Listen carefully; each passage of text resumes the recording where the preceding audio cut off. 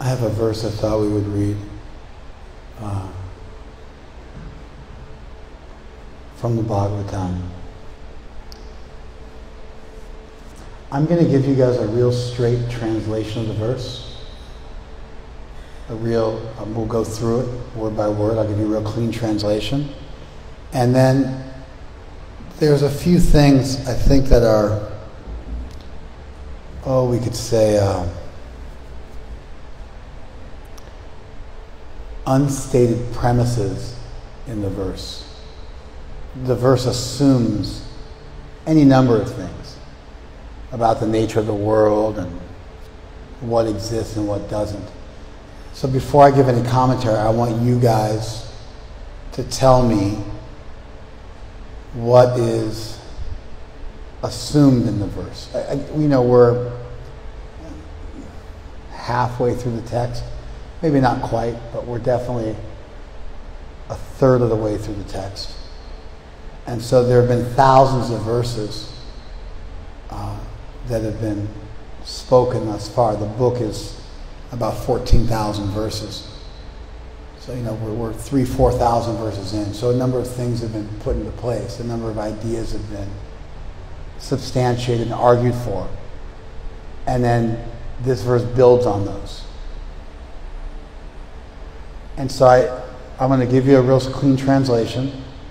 And I want you guys to tell me what the verse assumes about the nature of reality. And then we'll go from there. Does that make sense? All right.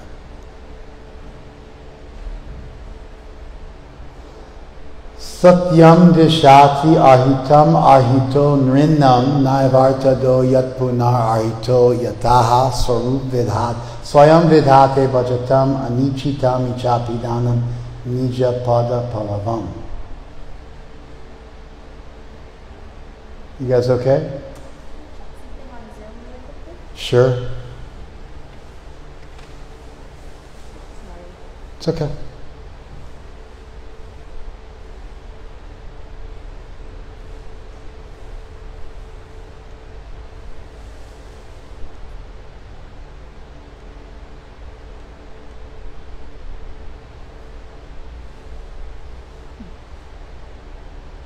Are people having a hard time joining?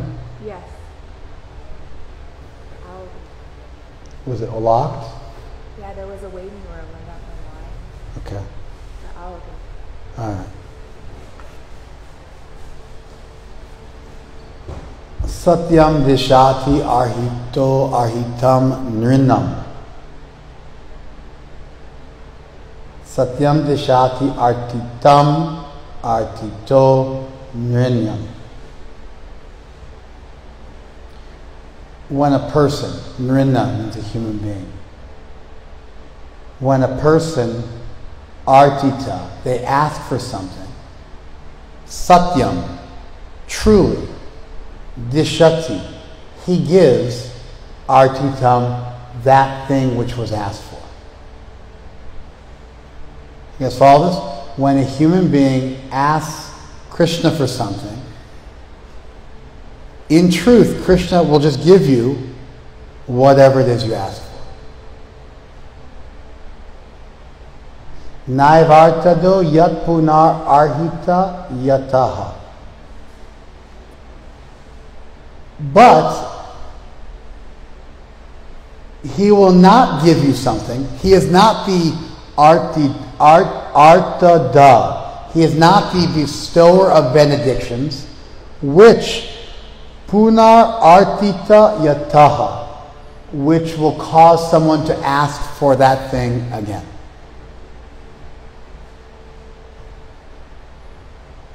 It's actually not that complicated. You don't have to stare up in the sky and it's not vexing. If you ask God for something, if you ask Krishna for something, he'll give you the thing you ask him for. That's the way the universe is set up. Somehow we have a thing where people have to wait in the waiting room.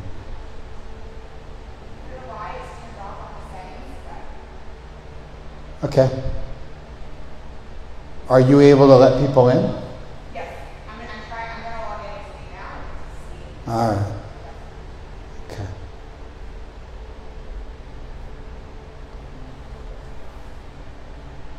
If you ask Krishna for something, he'll give you the thing you ask for. But there's an exception to that rule.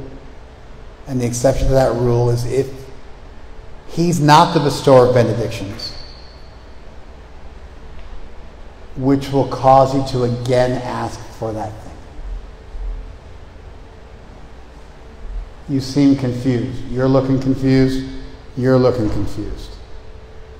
It seems pretty obvious to me. Let me give you an example. Let's say you ask Krishna to give you some drugs. You pray, Krishna, please arrange for me to get some drugs. Let's say the drug was alcohol, or heroin, or nicotine, whatever it might have been.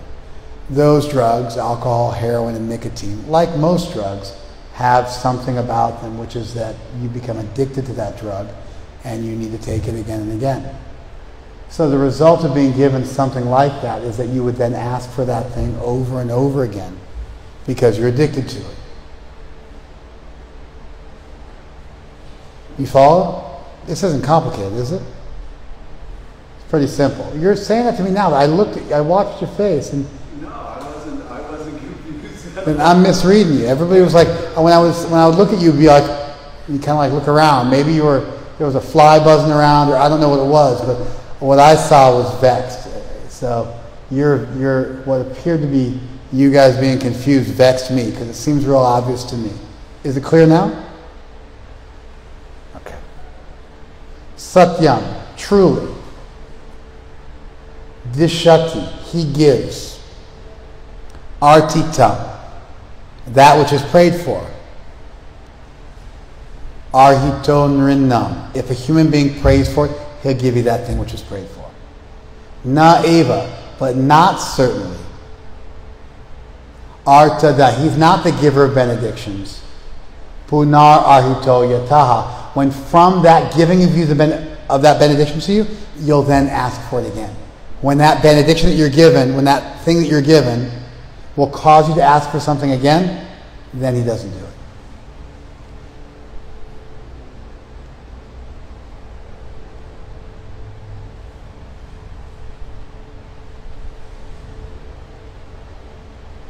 So what happens in that case?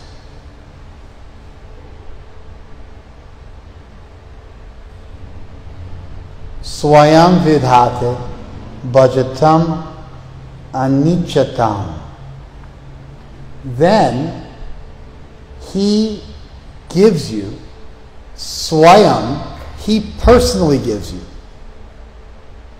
Bhajatam, if you worship him. For those who worship him. Bhajatam, those who are engaged in bhajan, who are worshiping, who are engaged in bhakti. Bhakti comes from the same root as the word, it comes from the same root, bhaj, which means to worship. Bhajatam, anichitam. Anichitam means you don't desire. So Krishna will personally give you, if you're engaged in his worship, even though you don't want it, he'll personally give you nija pada palavam, his own lotus feet. Icha pidanam, which cover everything you might ever desire. Pidana means it covers, or it accounts for, or it sometimes contains everything you might ever desire. If you ask God for something, he'll give you the thing you ask for, unless that thing is going to make you ask again, and then he's not a giver of those things. In that circumstance, he personally gives you his own lotus feet, even though you don't want them, and by doing that, he fulfills all of your wants. He covers all of your wants. First, make sense? Now, I gave the example of drugs, which is an easy way to understand something which addicts you and then cause you to ask for it again. However, it wouldn't take a whole lot of philosophizing for us to realize that most things you might get in the material world,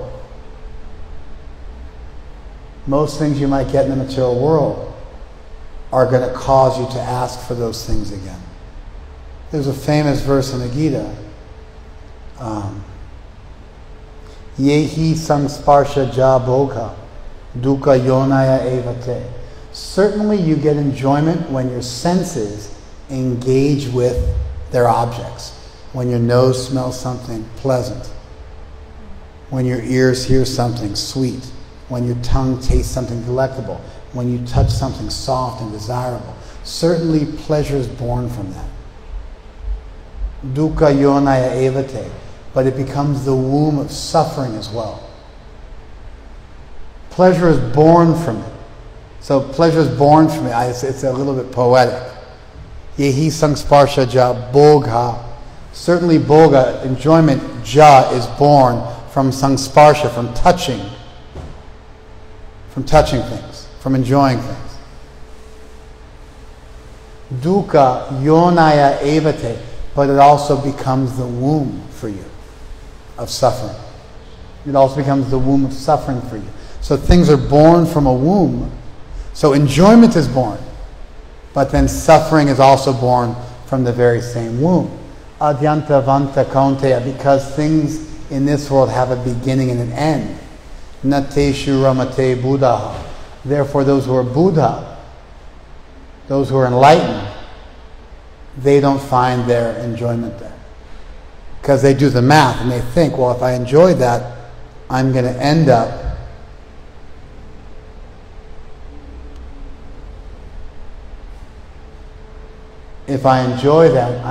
suffering also. So although I gave a course example that's easy to understand, because I got befooled and beguiled into thinking you couldn't follow it, I think you couldn't follow it. Huh? The example helped, right? I look at the way your eyes go, the direction of your eyes, upwards and to the left, upwards and to the right. It indicates that whether you're trying to figure something out or remember something or create something. That's what I saw. So, although that course example did help, really the whole material world is like this. You ask for things in this world, youth, beauty, fame, strength, knowledge, wealth. None of those things are permanent. Maybe with the exception of certain types of knowledge. None of those things are permanent. Inflation makes it so that whatever money you have now is worth less next year.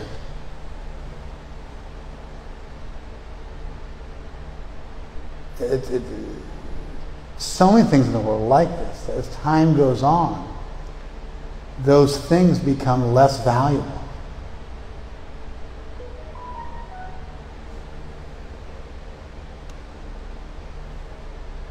So, Krishna will give you whatever you ask him for. But he's not the bestower of benedictions. He's not the giver of things, that those things will cause you to ask again. In that circumstance where you foolishly ask the right person for the wrong thing, the right person because he can give you anything, the wrong thing because you're looking for something material. You know, there's a story. If you go up in the mountains, in the Himalayas, it's a thing where there's not a lot of wood there. There's not a lot of coal there. It's also difficult to get fuel up there. And if you go up in the mountains, people tend to... You're not doing this? No.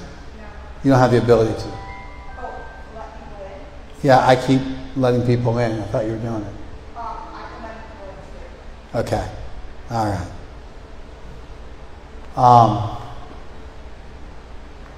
It's difficult to get gasoline. It's difficult to get kerosene up into the mountains. And so people end up using wood because it's available. But big trees don't grow. So as you get high enough up in the Himalayas, you don't get any more big trees. It just, I don't know what it is, but somehow the height, the altitude makes it so that big trees don't grow. I guess there's less oxygen in the air, so the trees don't go that high. There's a tree line, actually. as you go up, there's a tree line around 10,000 feet or so, 12,000 feet, where all of a sudden the trees just cease to exist and you're left with small stuff.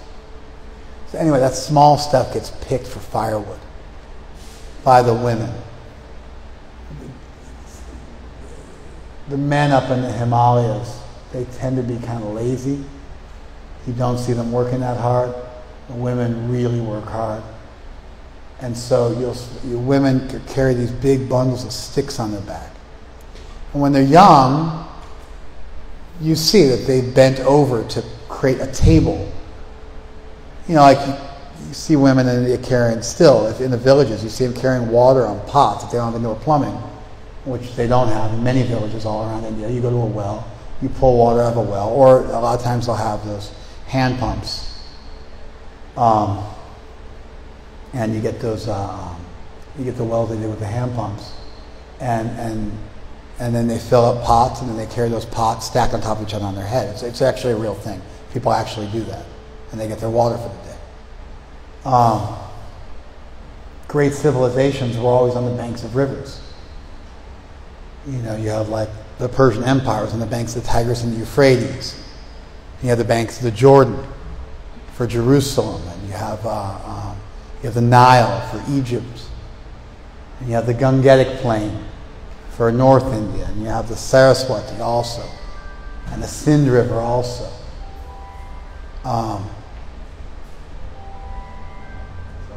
Cool. The word India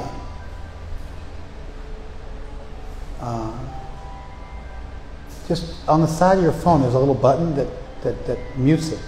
You don't know that? On the side of your phone? Yeah, I did, but the Aryan party that we Okay. do comes through no matter what. I just got it. Okay, all right.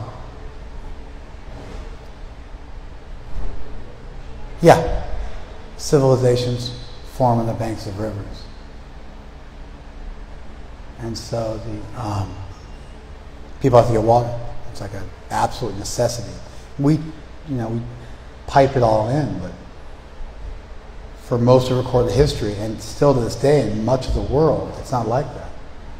Jay-Z went to Africa to do like a safari or a trip or something like that, and he went to a village, and the kids were walking 5 or 6 miles for drinking water, and so he dropped a few $1 million to have water tank that village. Of course, they got lucky because there's thousands of other villages that didn't get that. But unclean water is a huge problem. People drink contaminated water, they gotta walk far distance, people die of dehydration all the time. It's no joke. So anyway, in the mountains, you gotta stay warm or you die. And so staying warm is a big deal. And even in the, it used to be like that in the US where you would cut wood and you would keep wood. You get cords of wood, you keep wood outside your home, and then you would heat your home with wood for the wintertime. You had to figure that stuff out before it got too cold out. Wood had time to cure. You didn't want it to be wet. It had to be usable. But anyway, up in the mountains, you see these women, and they don't have the water on their heads, but they carry the sticks on their back. And then the sticks on your back, it's a massive pile of sticks. And your body is made to, anyways, your center of gravity is right in the middle of your body. So if you have a big, massive, colossal, huge backpack, because it's small little twigs, so sometimes this pile of sticks will be like 4 or 5 times somebody's body size. Do you follow? It'll be a massive mountain of sticks.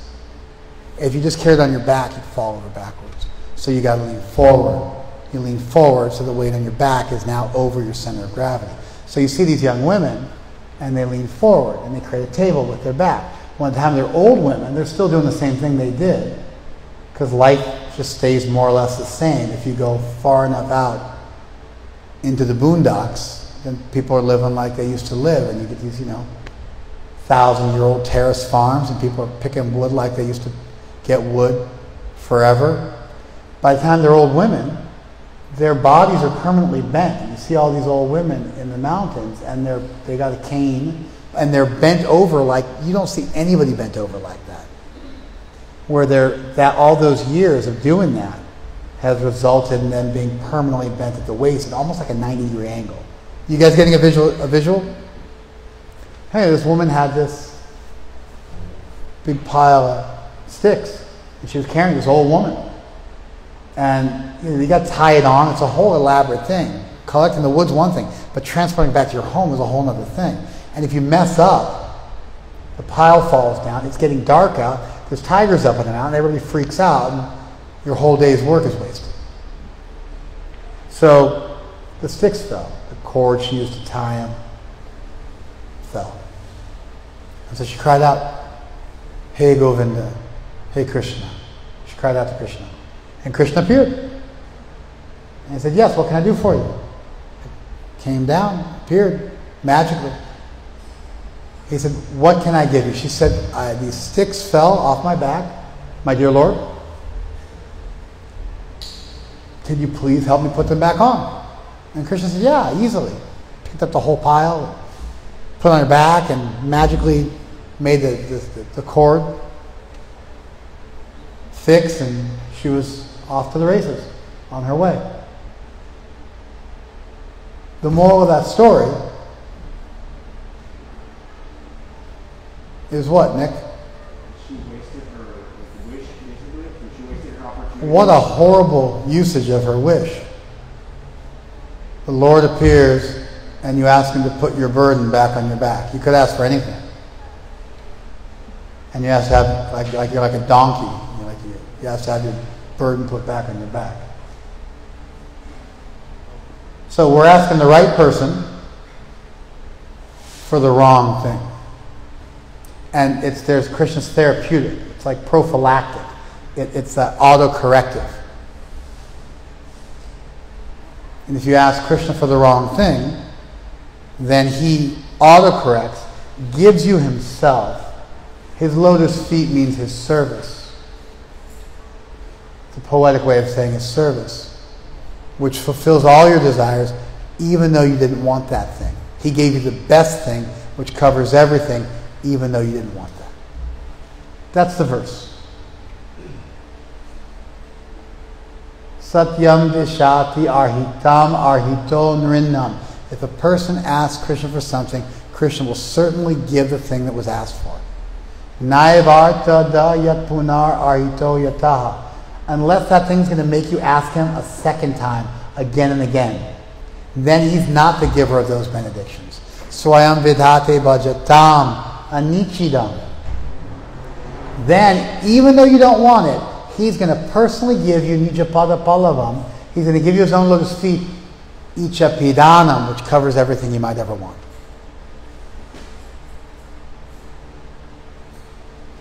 What are the unstated premises of this verse? Yeah. Krishna is all good and all powerful, all knowing and all powerful. Let's start with Krishna's all good. Not all good. Okay, Krishna's all powerful. All knowing and all powerful. All knowing. Okay. What in this verse indicates that Krishna's all knowing? He can hear your prayers. He can hear your prayers. Does that mean he's all knowing? I guess not necessarily all. Like there must be a superhero that can hear anything anywhere in the world, right? Does that make him omniscient? It does not. So Krishna's ability to hear your prayers does mean he has some kind of super sensory hearing. But the very fact he needs to hear your prayers would tend to indicate that he doesn't know everything, because he's got to wait for you to say it for him to know what you're thinking. And so it's almost like your very definition of why he's omniscient just disproved his omniscience. Did you guys follow that? So I'm not a cheap date. I'm asking you what are the unstated premises of the verse. You have the verse. I spent a lot of time giving you a real clean definition. But if your unstated premises is non sequitur with the verse, I'm going to point it out. Yes, sir. Yeah, so I feel like the omniscience could be inferred if you go from Krishna's ability to know what it is that you would ask for. I got you. I thought that's where he was going. Yeah. It was easier than I thought. It was like there was a there's a couple of twins. They're like the light and maybe, I don't know, featherweight champions of the world right now, the Charlo brothers. And so one of them knocked a guy out yesterday with a jab to the stomach, which you never see. I mean, rarely will you see somebody get knocked out with a jab to the face, but I've never seen in professional boxing someone get knocked out with a jab to the stomach. He dropped the guy with a jab to the stomach. That's what I felt like with what you said. You handed it to me on a silver platter. I thought you were going to say what you said, which I guess is just going to take like a jab-cross combination. I don't think it fares better, but we'll see. I'll give you a chance to respond.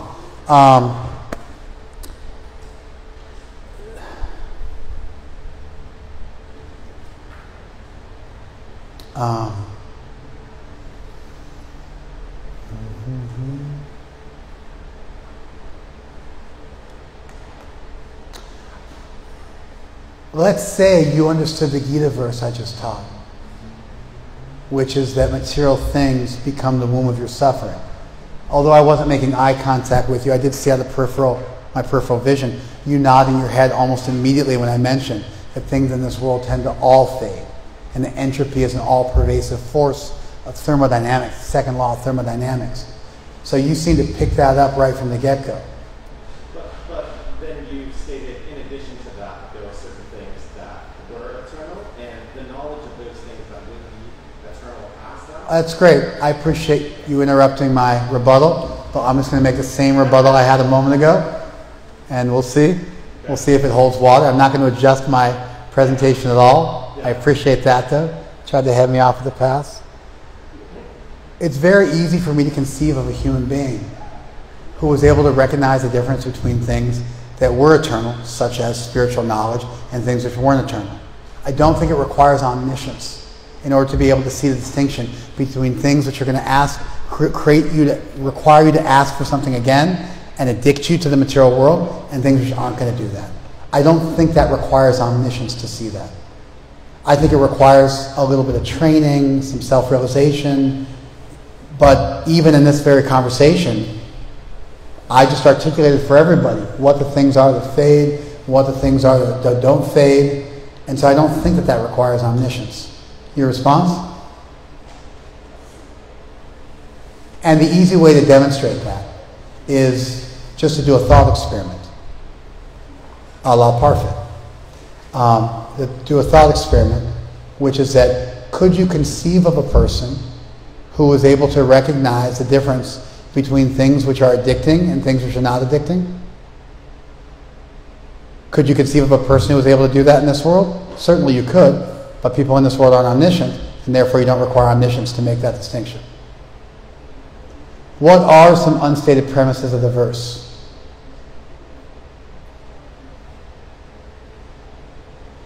Now everybody's gun shy. I wonder why. What do you got for me? No, you're good. We're good. I'm moving next door. What do you got, blood choke? I think that a premise is that Krishna wants to fulfill our desires. Okay.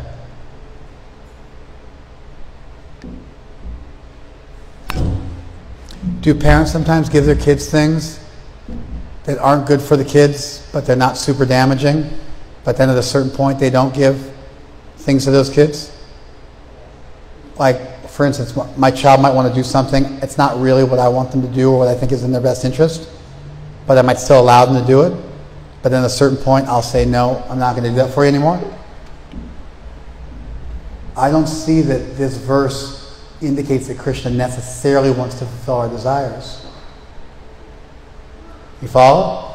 It means he will, but it doesn't say he wants to, does it? You follow?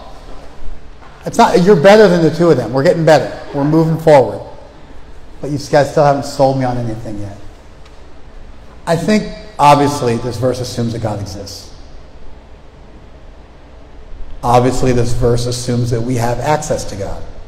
God is not merely transcendent. God's also immanently available in this world to us. The verse assumes that God exists. The verse assumes that God is immanently available, that you can pray to God, that God will, in fact, hear your prayers. It's more or less what you said.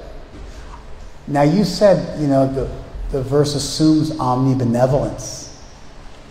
And I was like, ooh, he got one. And then you abandoned that one in favor of omniscience, which I thought was a harder case to make. And I anticipated your argument, but I still thought it was a hard case to make. But the omnibenevolence one, I think, is a lot easier to make. Why is the omnibenevolence aspect an easier one to infer from the verse? Nick? Because he actually does what's in your best interest instead of just giving you exactly what you want. So he knows what's better for you, then you know what's better for you. Yeah, we're conceiving of a Supreme Lord who has access to every single living entity in creation, is capable of fulfilling all desires, right? That would be omnipotence. There you go, right? The ability to fulfill any desire, there's your omnipotence, right? And then having some kind of a disclaimer in there that he doesn't want you to hurt yourself too much, and so he's careful how he wields that omnipotence so he doesn't let you get in trouble with it. I think that makes a strong case for omnibenevolence. So out of the three of a triple O God, omniscience, omnipotence, and omnibenevolence, you picked the toughest one to make a case for. But the two other ones were a lot more premises. There were a lot more premises in the verse. That Krishna can fulfill any desire, and that he cares so much that he's wary of that, and he's got some kind of a disclaimer or a clause or an exception rule built into the contract. Free will is also built into the verse, isn't it? Because we have the freedom to pick and choose what we want in this world, right? That our access to God does not depend on being fully transcendental, because theoretically people could ask God for material things. I think these are some unstated premises of the verse. That God exists, obviously that we exist, that we have a relationship with God, that God's imminently available, that he is willing to fulfill our desires, maybe not that he wants to, but he's willing to, that we have free will, that we don't have to be perfect in order to interface with God, that God's omnipotent, can fulfill any desire, and that God's omnibenevolent because he doesn't let us get into too much trouble. Prabhupada gives an example in his purport. He says, just like a child might sometimes eat something dirty, like a kid will pick up a rock or a piece of dirt or something like that, and eat a clump of dirt or a clump of mud or something like that. And the parents have to take that away from them and wash their mouth out. And then Prabhupada's example was, and then the parents will give that child a nice piece of sandish, which is like the Indian equivalent of a nice piece of chocolate.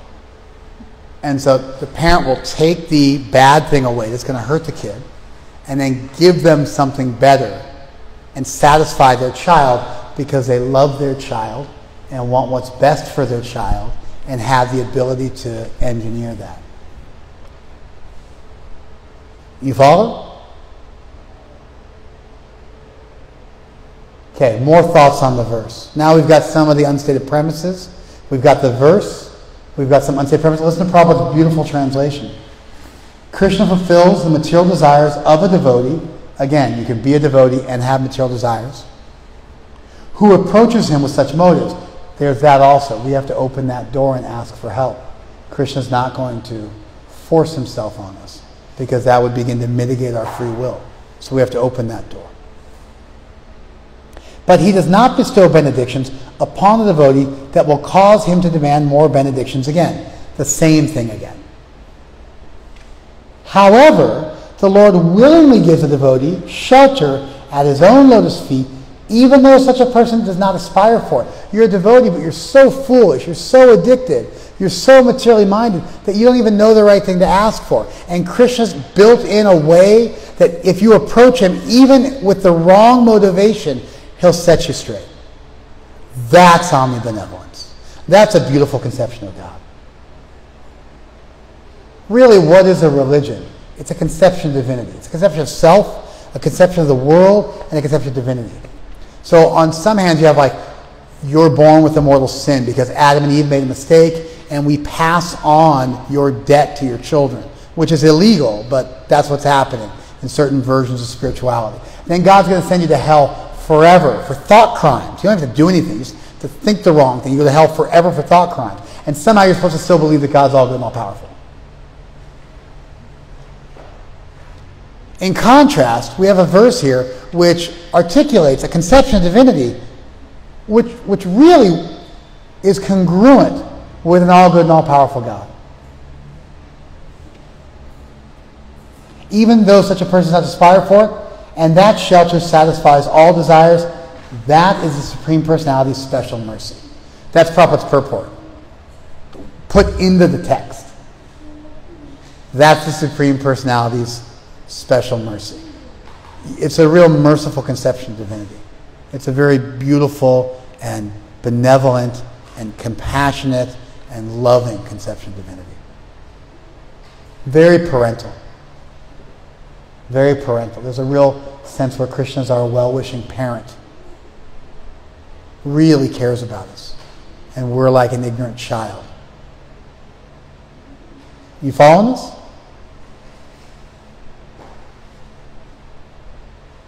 Okay. Thoughts on the verse?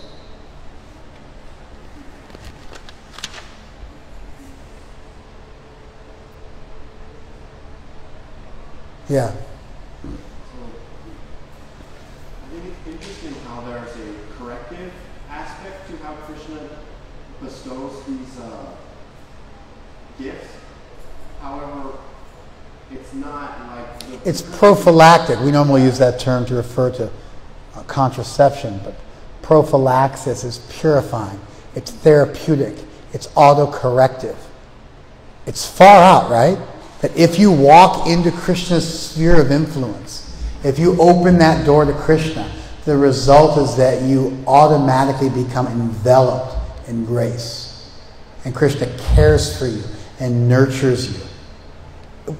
Without compromising your free will, because you open that door, but for all intents and purposes, Krishna's mercy becomes overwhelming because it goes beyond what you ever could have asked for. You open that door, and that's just all he needs to work with. You know? It's like, oh, I can work with that. Go ahead. And I was just thinking that how it's not deterministic. He's not overriding your ability to choose. At any moment, you could decide to stop worshiping it. Yes. But This verse does not at any point dissipate our free will, but it gets real close to the edge, which is just exactly where mercy should be. Just on this side of us being allowed to have free will. Everything but the... There was a band in the 80s, a new wave band, pop band called Everything But the... I can't remember what the band was called. But it's like everything but compromising our free will. Krishna's really stretching himself thin, going the extra mile. Excellent point, Nick. More.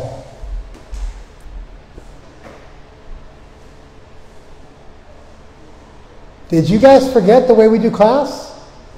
In all these months off? We do that engaging thing. We go back and forth, a little challenging, some thought experiments, Q&A, express your doubts, your realizations. Yeah. All right. We're talking. Everything But the Girl is the name of the band. Compliments of Gopal Chandra Das. All right, we're talking about surrender here also. There's really, most of the things that we ask Krishna for would be material and a material aspect. This is why, the old saying, watch what you pray for. And the thing is there's really, Krishna provides everything, right? So anything more than, we do pray for certain things, but anything... You mean the devotees, we shouldn't ask Krishna for material things, right? No. That's what you're trying to say, right? We shouldn't. That's the point you're trying to make, right? That's the point I'm trying to make. So, really, there's not much... So let's run with that for a sec. We should not ask God for material things. But Krishna's so cool that even if you do ask him for material things, if you just open the door, he's got something to work with. This verse is not a verse which teaches us how we should pray. And if you want an indication of how Prabhupada thinks of this verse, the Supreme Personality of Godhead fulfills the material desires of a devotee who approaches him with such motives. We want unmotivated love for Krishna. We want desireless service to Krishna.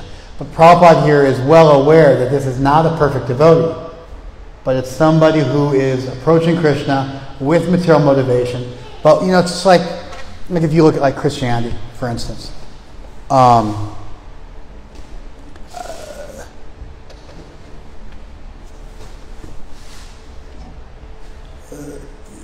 Christ redeemed all souls, which means essentially he paid for your debts.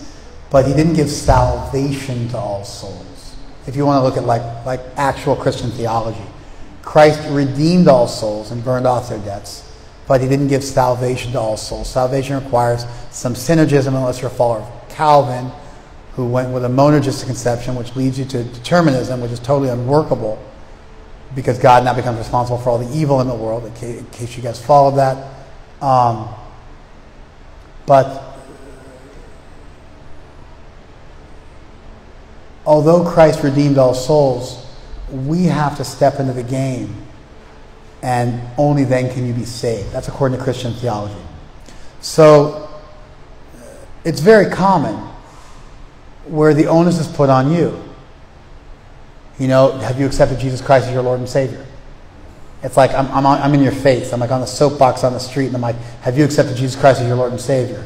It's like, it's such a low level of proselytizing. I mean, I wish I could get away with that kind of stuff. It's like I have to sing so much harder for my supper when I'm trying to minister to people. It's such a more complicated endeavor to logically lay out reasons for God's existence and why people should dedicate their lives to Him. But somehow Christians being, having the numbers, they can just assume that kind of stuff and hit people over the head with it like a sledgehammer. It works half the time. But there's this idea that, you do your part. You have to come up with the right attitude. You have to be properly situated. Then you can approach Krishna. Don't approach Krishna with your material desires. Don't approach Krishna with anything. Clean yourself up first. The problem is if you're dirty and you got to get clean before you jump in the shower, what are you supposed to do? And so this verse attempts to bridge that gap. You have some idea that Krishna exists. You have some faith in Krishna, but you still have a whole bunch of material desires, and you haven't let go of them yet. And how are you going to let go of them if you don't wash off? But if you can't get in the shower until you're clean, how are you ever going to get clean? People are like, I'm not pure enough to be initiated. Well, if you're not following the principles, then okay, you're right. You're not pure enough to be initiated. But sometimes you find people who are following our rules, and they're like, hey, I'm not pure enough to be initiated. And you're like, yeah, but you're never going to get there unless you take initiation. You follow, that's part of the process. You get it, right? It's like, I'm not good enough to drive yet. So you know what happens if you take a driver's ed course? Like if you hire somebody to take you driving, teach you how to drive, you know what they do? They stick you behind the wheel of a car. They have a second steering wheel and they have a brake on the passenger side. And they're there with you. But they get like a 16, 17-year-old kid with a learner's permit in the car who's never driven before and just start driving down the street with you.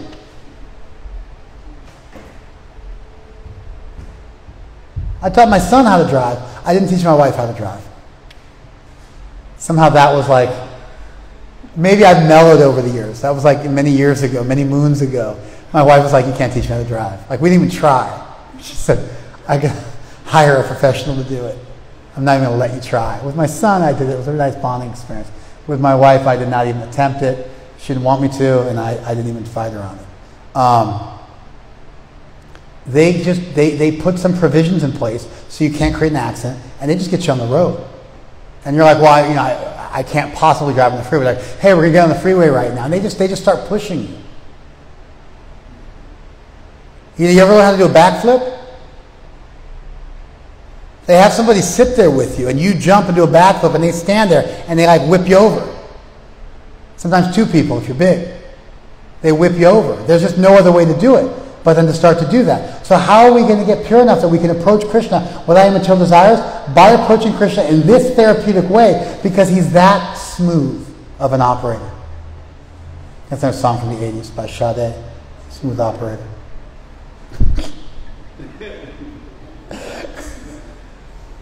And so And so he's so smooth that if you just open the door and ask Krishna for some help, that's all he needs to work with. It's the minimum. And so this is certainly not a verse that we are meant to follow. I'll read you now from Prabhupada's purport. I've never seen this anywhere else in any of Prabhupada's purports in any of his books. This is the only place I'm aware of in all of his books where he does this. He does a line-by-line translation of the Chaitanya Charitamrita, but he does it poetically. He does that often, but he goes through multiple verses in this way. I'll just read it to you guys. Anyakami. A devotee may desire something other than service to the lotus feet of the Lord.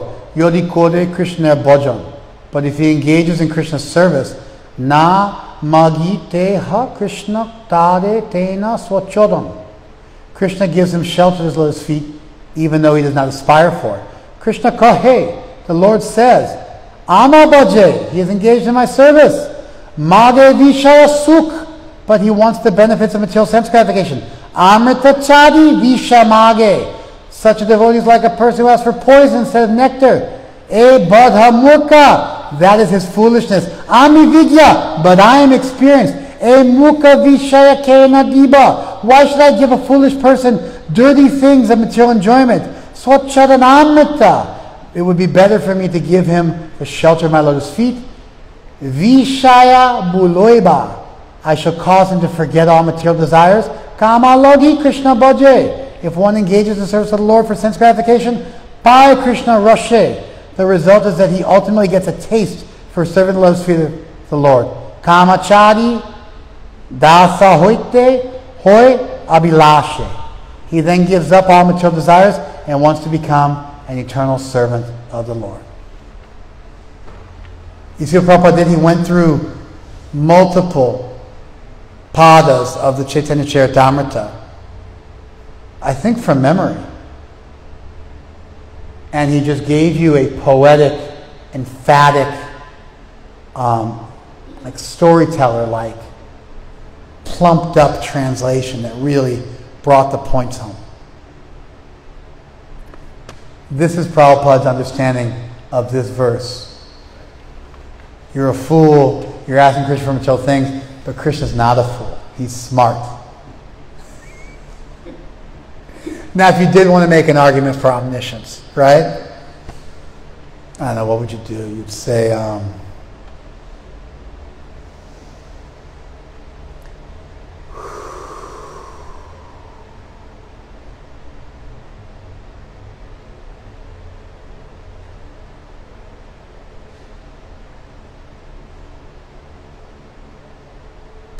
you would say a supreme being who is capable of interfacing with every single person in this world and in a detailed way was able to get the absolute minimum from them to open a door and then turn that into their perfection and nurture them and spoon feed them and really feed them from their breast and nurture them and teach them how to walk so they could grow up and become an adult who loved Krishna selflessly. An individual who is able to engage with every single person in the world like that would be both omnipotent and omniscient. If I was going to fight back against the argument I used against you guys, that's how I would do it. And I think you almost had, I picked up from you, and I could be wrong, you were wearing the face mask. I'm literally looking at your not beady little eyes. I'm looking at your nice, handsome eyes, but that's all I see of your face. I see nothing else. I can't make out any, but if I had to guess, I felt from you energetically, like you wanted to respond and try to double down. I mean, going from that one initially, if you go from the basic of human psychology, that you can't ever, like, if you go from like the most obnoxious point of view that you can't truly know anything, then the idea that one person, one being could know something so certainly as to be able to make decisions about it, to me that reads omniscience. No. Because that's based on the premise that that you yourself said was obnoxious, that no one can know anything. I mean, here we go. Cogito ergo sum. I think, therefore I am. Yeah, and then you have the... So if we can know something, simply knowing a lot of things doesn't mean omniscience. Omniscient means you know everything. And therefore we would have to come up with something about the being in this verse. Keep in mind, I'm not talking about our entire theology. We're unpacking a single verse, and we're seeing what we can derive from that single verse, not from our entire corpus. You follow?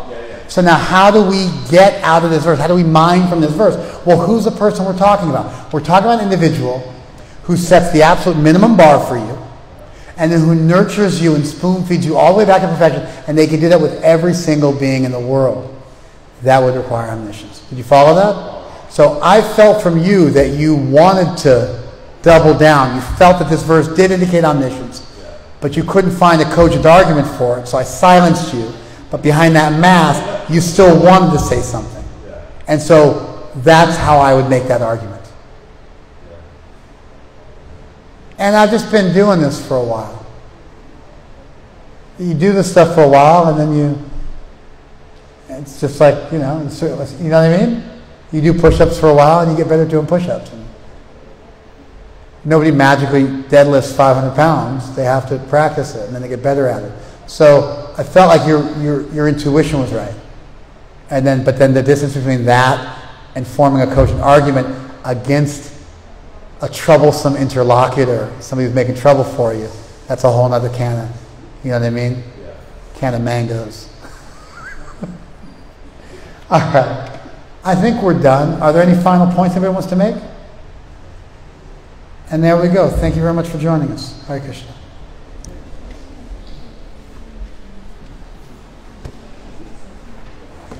Did we run out of time? That was good, right?